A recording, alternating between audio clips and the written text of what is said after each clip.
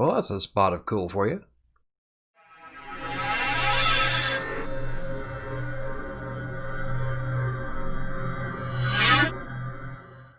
I'm Mike with WriterSanctuary, and it's Friday.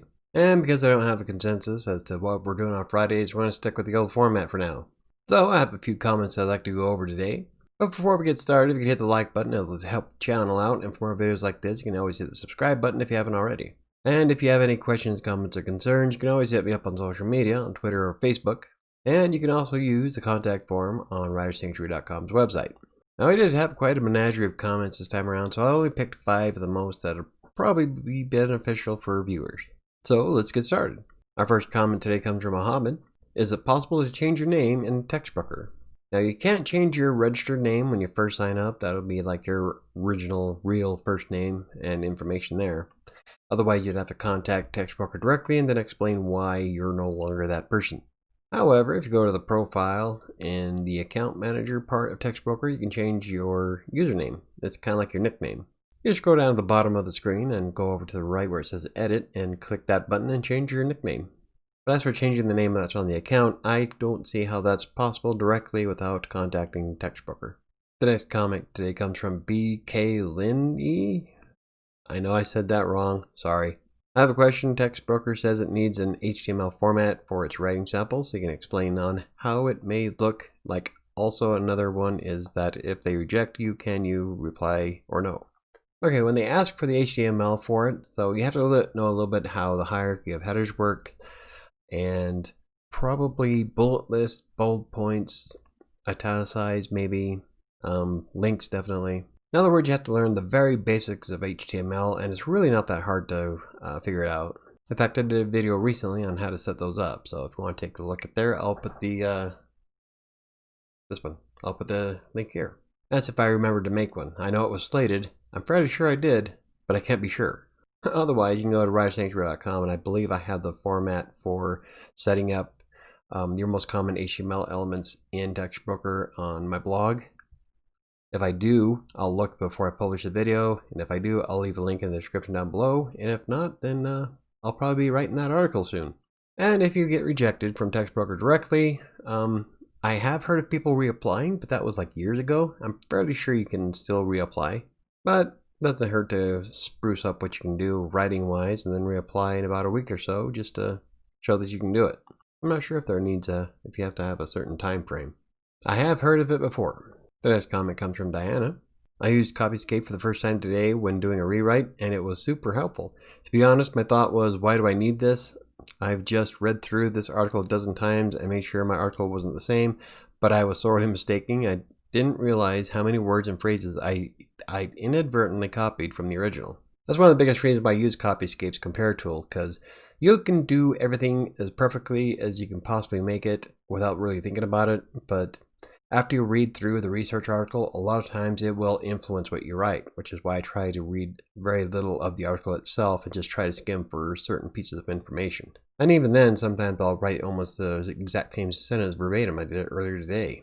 So the compare tool will help you with that problem, and you won't get flagged for plagiarism. I'm glad that you found it helpful, Diana. It's among my favorite tools. The next comment comes from Mr. TJ Dix. Michael, thank you for your generous content with this channel. I'm in Canada and have an account with the Textbroker based in the UK. I've been on for just over a month and was a bit dismayed to discover so few open orders available. I understand the direct orders and being on a team are the more lucrative options, but as a complete beginner, I confess to being ignorant with regard to obtaining orders in these two ways. I see that I can apply to teams, which holds out some promise of employment. As far as direct orders are concerned, what advice do you have for someone in my position? Is it simply a matter of submitting enough orders with consistent high ratings from the editors that will bring your work to the attention of clients? Once again, I truly appreciate your content and wish you continued success. Well, thank you, Mr. TJ. I was in that situation too here in the US. When I first started, I was a 3-star and there was hardly ever any work. So I really couldn't build up a lot of momentum at first because, well, when there's no work available, you can't really write it and you'll get rated. But then I started expanding and picking up everything I possibly could. And that's why I worked so hard to become a 4-star, because there was just so many orders for 4s as opposed to 3s. Now with the UK system, I know that they don't get nearly as much work as the US system does, but I'm fairly sure that the same principle will apply. Now, how I started getting my direct order clients was I would write an article from the open pool, and then I would keep in contact with that client. I'd say something like, thank you for the opportunity, and I'll have this back to you as soon as possible. And then when I submit the order, I say, thank you very much, yada, yada, yada. Here's, if you ever need anything more, or if you need any help with anything else, feel free to contact me. And then about 2 or 3 months later, if I haven't heard back from them, I would send a follow-up email saying, yo, I'm just making sure how that article worked for you. If you need anything else, here I am. And then I wouldn't bug them after that. But keeping in contact with the client is imperative, especially in the very beginning if you want to get direct orders. A lot of clients will see that as an act of that you really want the work and that you will go the extra mile. And it doesn't really have to be anything extravagant. You can do, I think some of mine were only like 2 or 3 sentences long, so you don't really have to put in your heart and soul into creating this big, long, mushy email. But if you do offer a little bit of respect to the client and show that you're willing to work and that you're going to offer the best you can, good chance they'll send more work your way. But aside from that, keep doing whatever you can do to get your numbers up, stay consistently on the system. Textbroker managers do have access to see how long or when was the last time you logged in.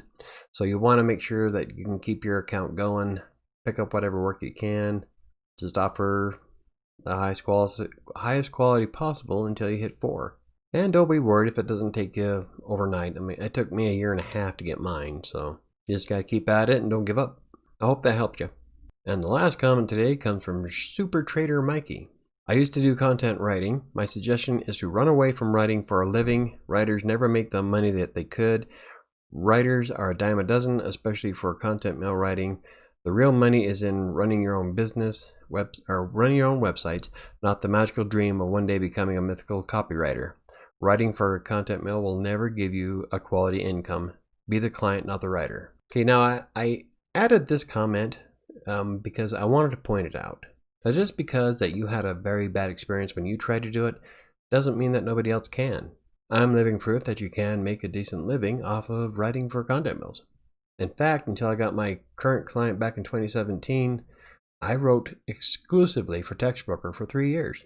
My income ranged anywhere from $300 to $500 a week. Now, granted, you're not making like tons of money at it, but a content mill will give you the experience you need to start looking for extra clients, because one of the biggest things I hate is when other writers say, oh, you can get started without having any experience. Now, that's true to an extent, but without experience, they're not going to keep you around. In fact, the company that I work for don't even look at writers unless they have a bachelor's degree. I was able to get around it because I had 10 years of experience writing. I'm not saying that you need to focus on nothing but content mills. In fact, I wish I would have started earlier. Textbroker has been really good to me. I've made tens of thousands of dollars on the system, literally. And I don't know. I loved the whole premise behind Textbroker. I'm able to write whenever I want, and well, I guess that depends on the clients. But for the most part, if I want to write this morning, I could have. If I want to write before I go to bed tonight, I can. Like right now, there's a team that I'm on that dropped like 120 articles this morning. So I'm kind of disappointed that I spent my morning editing other people's stuff instead of writing for Textbroker, but that's the way it happens. In reality, a good copywriter can make anywhere from $30,000 to $60,000 a year. In fact, there's a lot of jobs here in Denver that are looking for them right now. And running your own website isn't necessarily the most lucrative opportunity, because it takes a lot of work on your behalf to maintain a profitable website. A lot of these people think that they can just write content once in a while and call it good and cross their fingers that AdSense will bring in thousands of dollars a month. It doesn't work that way. It can take months or years to get to a point where you bring in enough traffic to make it worthwhile. Of course, that also depends on how you monetize. If you don't want to just stick to just AdSense, you want like affiliate sales, or if you sell your own ebook and stuff like that. But even that all requires work by you. I guess what I'm trying to say is that effort dictates success. And I put in a lot of effort on sites like Textbroker to get where I am today. And the whole statement about writing for content mill will never bring in a quality income is completely false. However, it does take an incredible amount of work. It takes a super amount of motivation, determination, and perseverance. But anyway, that's it for today. And if you have any more questions or comments, you can always leave them in the video down below, or you can hit me up on social media or on any video that's in my library. I try to respond to them as soon as I can, but YouTube's been a little bit iffy on letting me know when I have comments on videos, so I have to go back and check like 3 or 4 times a day. So if I don't respond very quickly, that's probably why. YouTube is having a YouTube problem. Okay, so the poll for what I'm doing on Fridays is still on the website, and you're free to go to WriterSanctuary.com and just click a button to vote. Essentially, we're trying to figure out what I want to do with Friday videos. So far, I've got one person voting for freelance writing content in general, and I'm going to keep the poll up until I get 100 votes or until the end of August, whichever comes first. But if you want to have a say in what kind of content I create on the channel, you can always go to the website and vote. It's completely anonymous. You just click 2 buttons, select and submit. That's it. And lastly, I'm moving the schedule around just a bit next week so I can get more time to write 7. I'm going to start delegating quite a bit of the articles to my team of free writers.